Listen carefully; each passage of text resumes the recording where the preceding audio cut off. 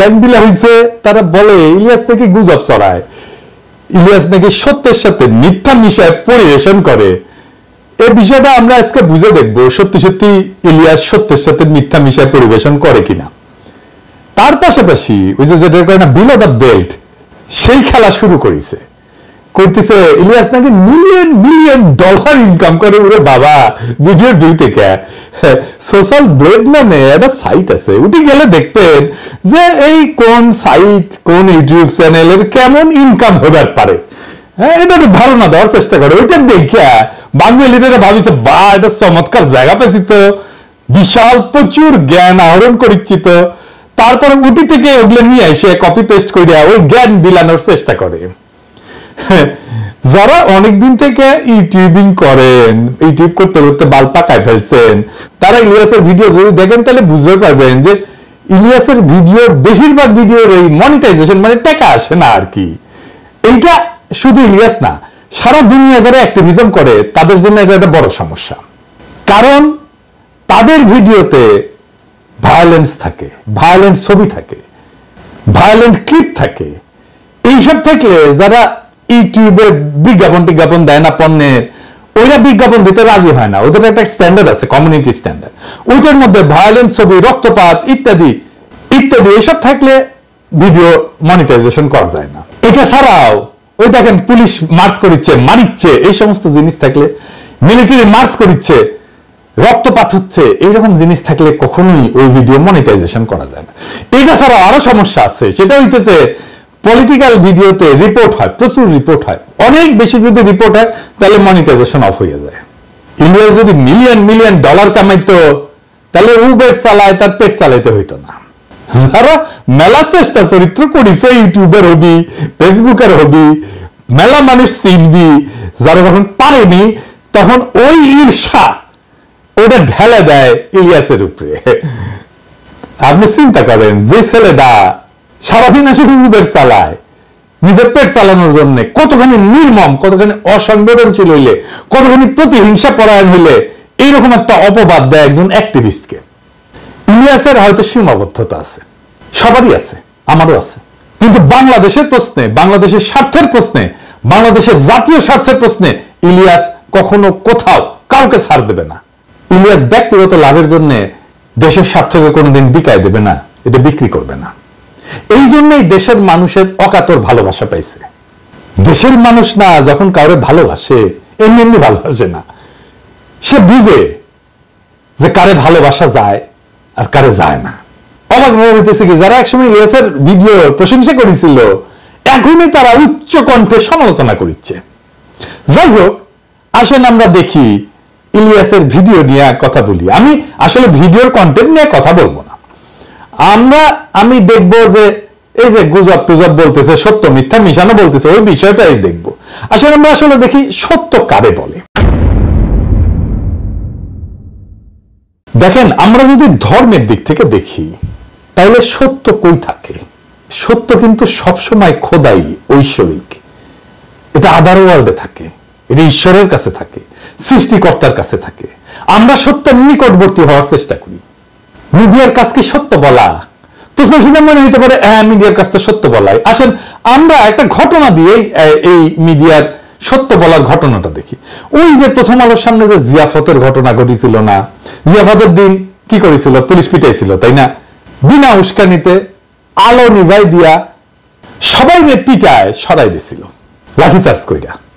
কিন্তু ওই ঘটনাটা প্রথম আলো কিভাবে লিখলো যারা ওইখানে জিয়াফত করতে গেছিল তারাই বিশৃঙ্খলা করেছে, তাই না? বিশৃঙ্খলা কে করলো? যারা জিয়াফত করতে গেছিল, যারা মাইক খেলো, তারাই নাকি বিশৃঙ্খলা করছিল। স্পষ্ট ভিডিও ফুটেজ আছে, আমি দেখাইছি, আজ আর দেখাইলাম না। দেখেছেন তো, আলো নিভাই দিয়ে খুব শান্ত, বিনা উস্কানিতে যে জমায়েত তার উপরে লাঠিচার্জ শুরু করলো বিনা কারণে। ওখানে আলো নিভাইছে পুলিশ, কখনো ওখানে আলো নিভানো হয় না। তার মানে পুলিশ জানতো, প্রস্তুতি নিছে যে তা মারবে, তারপরে বিনা উস্কানিতে ঝাঁপায় পড়ছে। শুধু যে ঝাঁপায় পড়ছে তাই না, একজন অ্যাক্টিভিস্টকে ধরে প্রথম আলো অফিসের মধ্যে ধরে নিয়ে গেছে, ওইখানে বীভৎসভাবে নির্যাতন করছে। প্রথম আলো নিউজে ওইগুলো আছে যে আলো নিভাই দেওয়া হয়েছিল, বিনা উস্কানিতে মারপিট করা হয়েছে। একজনকে প্রথম আলোর অফিসে নিয়ে যায় মারপিট করা হয়েছে, আছে? নাই। তার মানে প্রথম আলো ঘটনার একটা দৃষ্টিকোণ থেকে, তাদের দৃষ্টিকোণ থেকে সংবাদ হিসেবে উপস্থাপন করছে। প্রথম আলোর উল্টা পাশের অংশ যারা, মানে আমরা, তাদের কণ্ঠস্বরকে স্তব্ধ করে দিছে। সত্যটা কি? আমরা যেটা বলছি সেটা নাকি প্রথম আলো যেটা বলছে সেটা? সম্ভবত এই ঘটনার আরো অনেক দৃষ্টিকোণ আছে, কারণ আমরা দুইটা পক্ষ, প্রথম আলো এবং আমরা। প্রথম আলো একটা পক্ষ, আমরা আর একটা পক্ষ, তাহলে তৃতীয় নিরপেক্ষ বা অন্য আর একটা পক্ষ, আরো 3-4টা পক্ষ থাকতে পারে। সবগুলো দৃষ্টিকোণ কি একটা সংবাদ মাধ্যম প্রকাশ করে না। সে করে তার জন্য যেটা সবচেয়ে সুবিধাজনক সেটা প্রকাশ করে। মিডিয়া যা প্রকাশ করে সেটা ঘটনার প্রতিক্রিয়া প্রকাশ করে, ঘটনা না। আসল ঘটনাকে সে পুনর্নির্মাণ করে, বানায়। সে পুনর্নির্মিত ঘটনাকে একটা ঘটনা হিসাবে প্রচার করে, এবং এই ঘটনার বাইরে যেগুলো, সেগুলো হয়ে যায় গুজব। আমি একটা এক্সাম্পল দিই। মানবতা বিরোধী অপরাধে আদালতে সংবাদপত্রে প্রকাশিত সংবাদকে সাক্ষ্য হিসেবে ধরা হয়েছিল। দুনিয়ার সব সাক্ষ্য আইনকে বুড়া আঙুল দেখায় সংবাদপত্রে প্রকাশিত সংবাদকে সাক্ষ্য হিসেবে ধরা হয়েছিল। আমরা বলছিলাম এইটা হইতে পারে না, এটা অন্যায়, এটা অপরাধ। এইভাবে সংবাদপত্রে প্রকাশিত সংবাদকে সাক্ষ্য হিসেবে ধরা যায় না। সংবাদপত্রে যদি সত্য কথাই লেখা থাকে তাহলে তাকে সাক্ষ্য হিসেবে ধরতে অসুবিধা কোথায়? অসুবিধা এখানেই, সংবাদপত্রে সত্য কথা লেখা থাকে না, লেখা থাকে একটা দৃষ্টিকোণ। আসলে ক্ষমতা সংবাদ তৈরি করে, ঘটনাকে পুনর্নির্মাণ করে, তার বয়ানের বাইরে সে যেটা বলতে চায় সেটার বাইরে যেটা, সেটাকে সে গুজব বলে উড়ায় দেয়। সে নিজের বয়ানকে সত্য বলে দাবি করে, আর বয়ানের বাইরে যেটা সেটা হইতেছে গুজব। এবার বুঝছেন তো? আমারও তো বলে গুজববাজ। আমি তো পত্রিকার নিউজ রেফারেন্স দেখাই, তারপরেও আমি নাকি গুজব ছড়াই। তার মানে গুজব হইতেছে তার বয়ানের বাইরে যেটা, তার বিশ্বাসের বাইরে যেটা, সেটাই গুজব। কিন্তু ধরে মিডিয়া যেটা প্রকাশ করে অথবা যেটাকে তারা গুজব বলে দাবি করে, এটা কিন্তু সত্য বা মিথ্যার বিষয় না। এই দুটোই হইতেছে পারসেপশন। এটাকে বলা যেতে পারে ধারণা। কোন কোন পারসেপশন, কোন কোন ধারণাকে লোকে বিশ্বাস করে, এটাকে বিশ্বাসযোগ্য বলে মনে করে। এমনকি এইরকম ধারণা যে ক্ষমতার গদিকেও কাঁপায় দিতে পারে। আপনি যেটাকে বিশ্বাসযোগ্য বলে ভাববেন সেটার কিছু পূর্ব শর্ত আছে, সেই পূর্ব শর্তগুলো পুরো হইলে বিশ্বাস পোক্ত হয়। আমি একটা এক্সাম্পল দিই। ধরেন র‍্যাব কইতেছে যে হেলিকপ্টার থেকে হয় নাই, কিন্তু আমরা জানি, আমরা বিশ্বাস করি হেলিকপ্টার থেকে হয়েছে। তার মানে বুঝছেন তো, আমরা যেটা মনে করতেছি এইটা বিশ্বাসযোগ্য। ধরেন গার্মেন্টস এর কোন শ্রমিকের উপরে বা বাসায় কাজের মেয়ে, কাজের ছেলের উপরে যে টর্চার হয়, এই ঘটনাগুলো খুবই বিশ্বাসযোগ্য ঘটনা। 1857 সালে সিপাহী বিপ্লব হয়েছিল, ওইখানে ঘটনা হয়েছিল যে ওই যে কার্তুজের মধ্যে শুকর আর গরুর চর্বি একসাথে মিশায় দেওয়া হয়েছে এবং কার্তুজটা মুখ দিয়ে কাটতে হইতো। ওটা একটা বিশ্বাসযোগ্য বিষয় ছিল। এই যে পারসেপশন বা জনতার মধ্যে যে ধারণা, বিশ্বাসযোগ্য ধারণা তৈরি হয়, এইটাকে নিয়ন্ত্রণ করার জন্যই মিডিয়ার জন্ম। মিডিয়া মানে জনতার পারসেপশন বা ধারণাকে নিয়ন্ত্রণ করা। মিডিয়া মানে একটা প্রোপাগান্ডার মেশিন। মিডিয়া কোন একটা পারসেপশন বা ধারণাকে সত্য বলে দাবি করে রটাইতে থাকে। এখন ক্ষমতার কি দরকার? এই পারসেপশনটাকে কন্ট্রোল করা দরকার তো, কারণ আমরা দেখতেছি যে এই পারসেপশন গুলো ক্ষমতার গদিকেও কাঁপায় দিতে পারে। তাহলে ক্ষমতার যেটা দরকার সেটা হইতেছে কতগুলো ঘটনাকে বানানো হিসাবে আর কতগুলো বানানোর জিনিসকে ঘটনা হিসেবে রটনা করা। তার মানে সে ঘটনাকে গুজব বলবে এবং বানানো জিনিসকে ঘটনা হিসেবে রটনা করবে। বুঝছেন?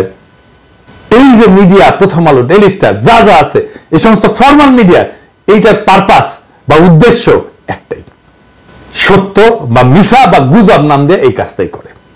তাহলে পাওয়ার বা ক্ষমতা কেন পারসেপশনকে বা ধারণাকে এত ভয় পায়? কারণ পাওয়ার সবসময় ভায়োলেন্ট, এটা সবসময় সহিংস। তো ঘটনা যদি নাও থাকে, বানায় বানায় কইলেও লোকে বিশ্বাস করে প্রায়। তার মানে এই যে প্রি কন্ডিশন হচ্ছে যে ক্ষমতা সবসময় সহিংস, পূর্ব শর্ত হচ্ছে সহিংস। তাই সে সহিংসতা যদি নাও করে, যদি কেউ বানাও বলে যে মারছে এটা পুলিশ আমারে, এটা বিশ্বাস করে ফেলবে মানুষ। মানুষের জ্ঞানের শুরু কই থেকে? আন্দাজ থেকে, অনুমান থেকে। আমরা বিজ্ঞানের ভাষায় বলি হাইপোথিসিস। হাইপোথিসিসকে প্রমাণ করে বা অপ্রমাণ করে জ্ঞান অগ্রসর হয়। মানুষের হুশ, কালচার, তার এলেমের গোড়া হচ্ছে আন্দাজ বা অনুমান। যে আন্দাজ করে না সে বেহুশ। ক্ষমতা আপনার আন্দাজের ক্ষমতাকে নাম দিবে গুজব, কিন্তু আন্দাজ করাটা আপনার হক, আপনার অধিকার। ক্ষমতার দাবরানিতে হয়তো জাহির করতে পারবেন না আপনার আন্দাজ, কিন্তু আপনার আন্দাজের হক নাই এইটা মনের ভিতরে কখনো মাইনা নেবেন না। গায়ের জোরে হয়তো লাগতে না পেরে পিছিয়ে আসবেন, কিন্তু বেহুশ হইয়েন না কখনো। মনে রাখবেন আন্দাজ করা আপনার হক। ইলিয়াস যা করে সেটা কি গুজব? ইলিয়াস তার যে ভিডিও গুলা করে, এই ভিডিও কোন ক্যাটাগরির ভিডিও বলেন তো, কোন টাইপের? এইটা যারা ইলিয়াসের সমালোচনা করে তারা কি কখনো দেখছে? ইলিয়াস করে এক্সপ্লোরেটরি ডকুমেন্টারি। এক্সপ্লোরেটরি ডকুমেন্টারিটা আসলে কি? আসেন এটা বুঝে দেখি। এক্সপ্লোরেটরি ডকুমেন্টারি শিরোনাম ব্যবহার করা হয় যখন কোন ডকুমেন্টারি একটা বিষয় অনুসন্ধান করে এবং প্রমাণ সংগ্রহের পাশাপাশি সম্ভাব্য ধারণা বা অনুমান তুলে ধরে। ইলিয়াস এটা লিখে দেয় তার প্রত্যেকটা এপিসোডের সামনে। তার মানে ভিডিওতে সত্য এবং প্রমাণের পাশাপাশি সে অনুমানও তুলে ধরে। তাহলে সমালোচনা কেন? কেন বলা হয় ইলিয়াস গুজব ছড়ায়, সত্যের সাথে মিথ্যা মেশায়? কারণ ইলিয়াস ক্ষমতার বানানো ঘটনাকে পুরা ঘটনা বলে, সত্য ঘটনা বলে মানতে নারাজ। সে বেহুশ হয় নাই, সে তার হুঁশ ধরে রাখছে। যেই ঘটনা ঘটছে তার ভিন্ন ব্যাখ্যা, ভিন্ন বয়ান কইরা সে বলতে চায় ক্ষমতা যেটা বলতে চায় না, ক্ষমতা যেটা বলতে চায় তার চাইতে ভিন্ন বয়ান ইলিয়াস দেয়। বিলিভেবল বয়ান, বিশ্বাসযোগ্য বয়ান ইলিয়াস দেয়। আসিফ নজরুল ক্ষমতা বানলো, ইলিয়াসের ভিডিওতে বিপর্যস্ত হয়েছে এবং হইতেছে। কারণ ক্ষমতা যে বয়ানটা বিশ্বাস করাইতে চায় সেটা ধাক্কা খাইছে। সেই জন্য ক্ষমতার আশেপাশে থাকা বা যারা ক্ষমতায় যাইতে চায় তারা ইলিয়াসের উপরে ঝাঁপায় পড়ছে। আরে সর্বনাশ, বিপজ্জনক লোক, এরা তো থামাইতে হবে। আসিফ নজরুল আরো বিপর্যস্ত হবেন, ওয়েট করেন। কারণটা হইতেছে আসিফ নজরুল বিপ্লবোত্তর ক্ষমতাকে সামরিক বেসামরিক এলিটদের হাতে তুলে দিছে। তাকে দৌড়ের উপরে রাখা আমাদের কর্তব্য। অনেকে আমাদের বলেন যে আপনি বিএনপির পিছে কেন লাগিয়েছেন। আমি বিএনপির পিছে লাগি নাই।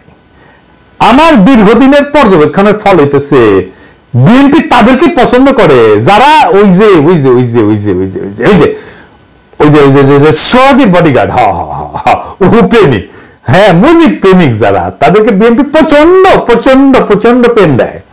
হ্যাঁ, যেমন আসিফ নজরুল দেখেন যে শেখ মুজিবকে নিয়ে মানে ওই যে সোহাগীর বডিগার্ডের নিয়ে কি বলে শুনেন।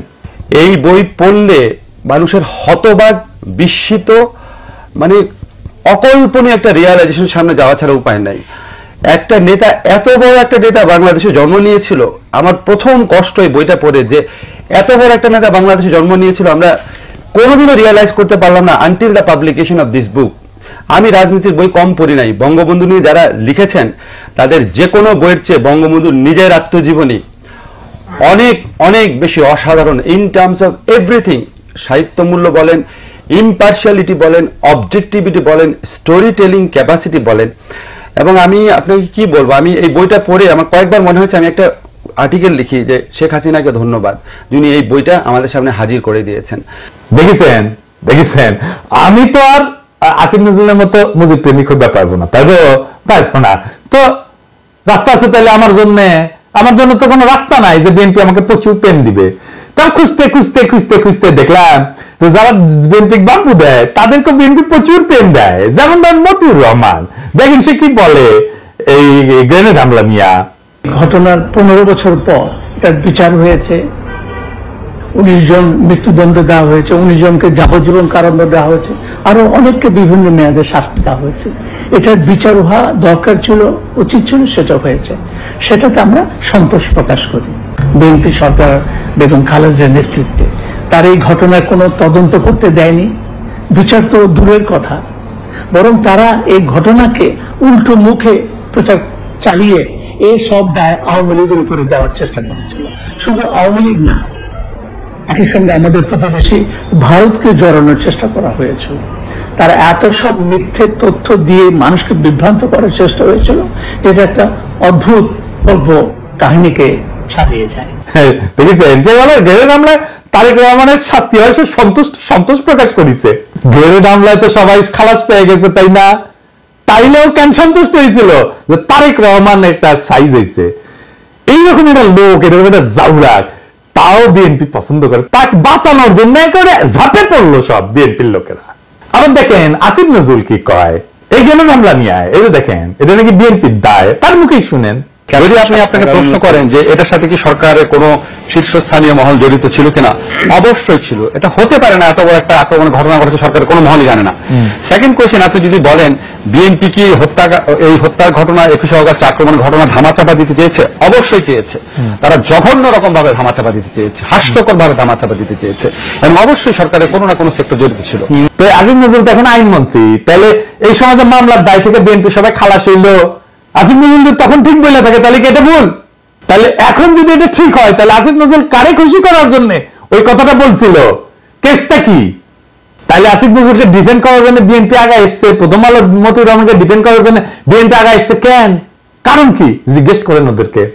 তো এটা যদি হয় যে বিএনপিটা বাম্বু দিলে তারা প্রচুর পেন দেয়, তো দেশের প্রতিটি সেক্টরে প্রতিটি জায়গায় ক্ষমতাচ্যুত স্বৈরাচার শেখ হাসিনার লুটপাটের গুপ্তধন রয়েছে বলে মন্তব্য করেছেন বিএনপির সিনিয়র যুগ্ম মহাসচিব রুহুল কবির রিজভী।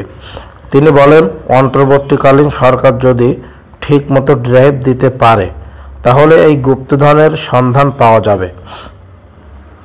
শেখ হাসিনার গুপ্তধনের সন্ধান তখন দেশের জনগণ জানতে পারবে। সোমবার 25 নভেম্বর দুপুরে জাতীয় প্রেস ক্লাব চত্বরে ঢাকা সাংবাদিক ডিইউজে বার্ষিক সাধারণ সভায় রিজভী এসব কথা বলেন। তিনি বলেন, ফ্যাসিবাদ নাশকতাবিদের প্রথম টার্গেট হচ্ছে গণমাধ্যম এবং সাংবাদিক। ডিটেক্টররা কখনোই চতুর্থ স্তম্ভ মেনে নিতে পারে না, সেজন্য প্রথমেই এখানেই ধাক্কা দেয়। অনেক সাংবাদিককে চাকরিচ্যুত করেছে, অনেক পত্রিকা টেলিভিশন বন্ধ করে দিয়েছে, যাতে তারা আওয়ামী লীগ অন্যায় অবিচার দুর্নীতি বিদেশে টাকা পাচার করলে তাদের তথ্য ফাঁস না হয়। প্রতিটি সেক্টরে প্রতিটি জায়গায় শেখ হাসিনার লুটপাটের গুপ্তধন আছে।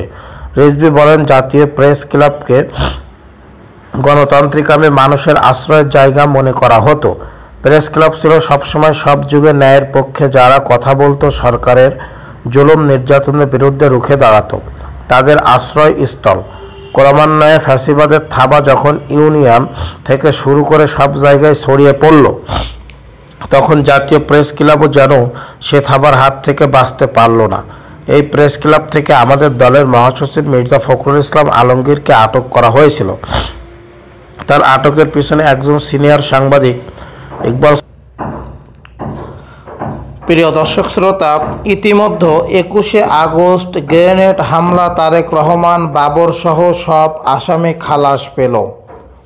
বহুল আলোচিত 21শে আগস্ট গ্রেনেড হামলার মামলায় যাবজ্জীবন কারাদণ্ডপ্রাপ্ত তারেক রহমান ও মৃত্যুদণ্ডপ্রাপ্ত সাবেক স্বরাষ্ট্র প্রতিমন্ত্রী লুৎফুজ্জামান বাবর সহ সব আসামিকে খালাস দিয়েছে হাইকোর্ট।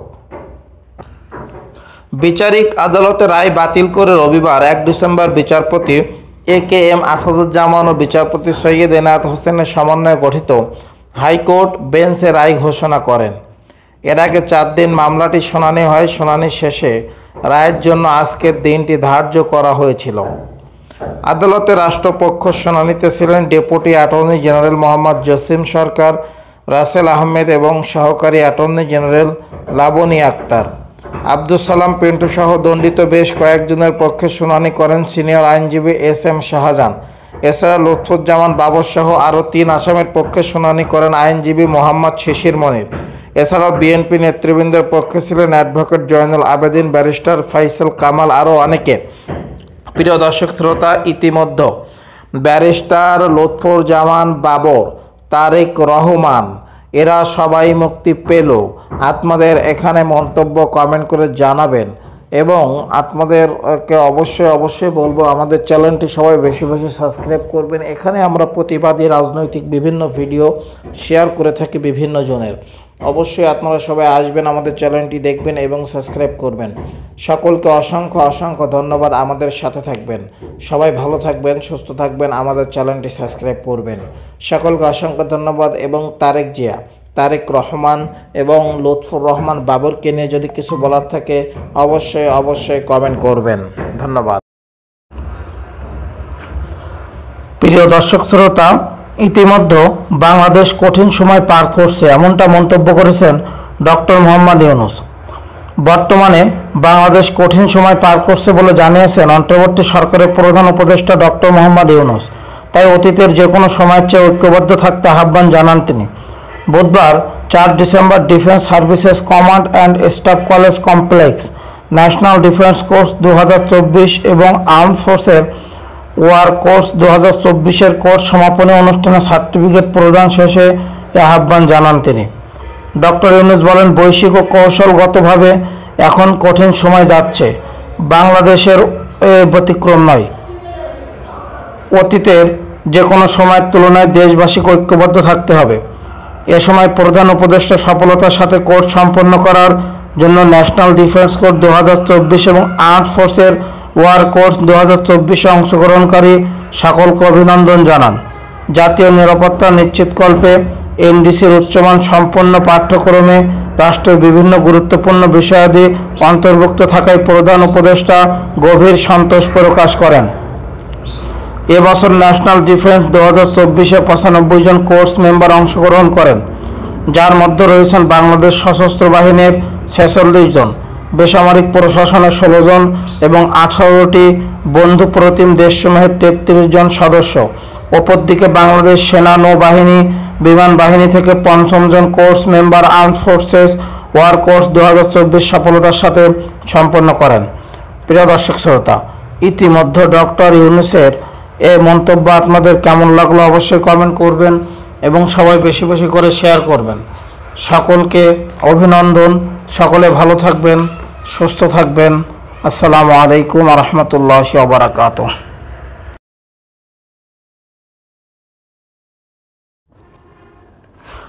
প্রিয় দর্শক শ্রোতা, ইতিমধ্যে বাংলাদেশ পুলিশ প্রধান যে নতুন হয়েছেন মঈনুল ইসলাম, তিনি ইতিমধ্যে যুক্তরাষ্ট্রের ইন্টারপোল সম্মেলনে যোগ দিতে যুক্তরাজ্য যাচ্ছেন, মানে ইংল্যান্ডে যাচ্ছেন। এই IGP inspector general of police Bangladesh Mohammad Mainul Islam ইন্টারপোলের 92তম সাধারণ অধিবেশনে যোগ দিতে শনিবার 2 নভেম্বর যুক্তরাজ্যের উদ্দেশ্যে ঢাকা ত্যাগ করছেন।